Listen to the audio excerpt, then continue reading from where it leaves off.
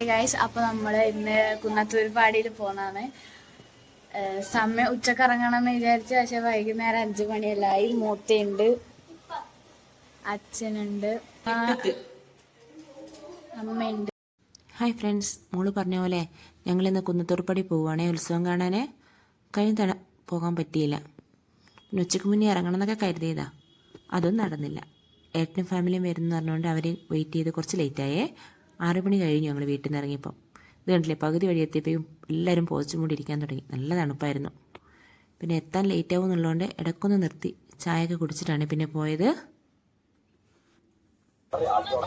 ഞങ്ങൾ 10 മണി കഴിഞ്ഞു കേട്ടോ കുന്നത്തൂർ എത്തിയപ്പോഴേക്കും. അവിടെ ഒരു ബന്ധുവീട് ഉണ്ടായിരുന്നുകൊണ്ട് അവിടെ നിന്ന് ഭക്ഷണമൊക്കെ കഴിച്ച് വണ്ടി വെക്കാനൊക്കെ കുറച്ച് ബുദ്ധിമുട്ടി. പിന്നെ നല്ല തിരക്കായിരുന്നേ. തിരക്ക് മാത്രമല്ല, തണുപ്പ് പ്രതീക്ഷിച്ചായിരുന്നു, പക്ഷെ തണുപ്പൊന്നുമില്ലായിരുന്നു.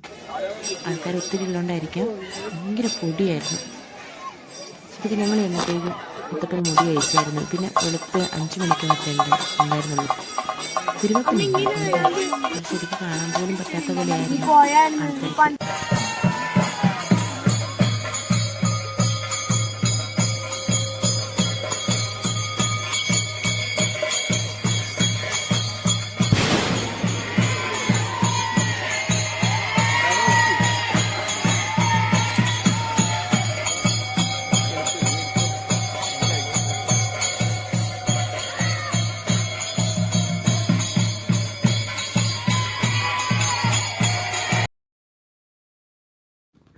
പിന്നെ ഞങ്ങൾ തിരക്ക് കുറച്ച് കുറഞ്ഞപ്പം പ്രസാദ കൗണ്ടറിൽ പോയിട്ട് കുറച്ച് നേർച്ചയൊക്കെ കഴിപ്പിച്ചു.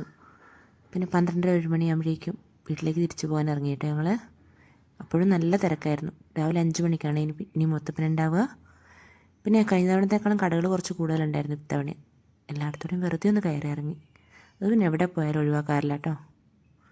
അങ്ങനെ ഇത്തവണത്തെ കുന്നത്തൂർപ്പാടി ഉത്സവം കഴിയാൻ ഇന്നും കൊണ്ട്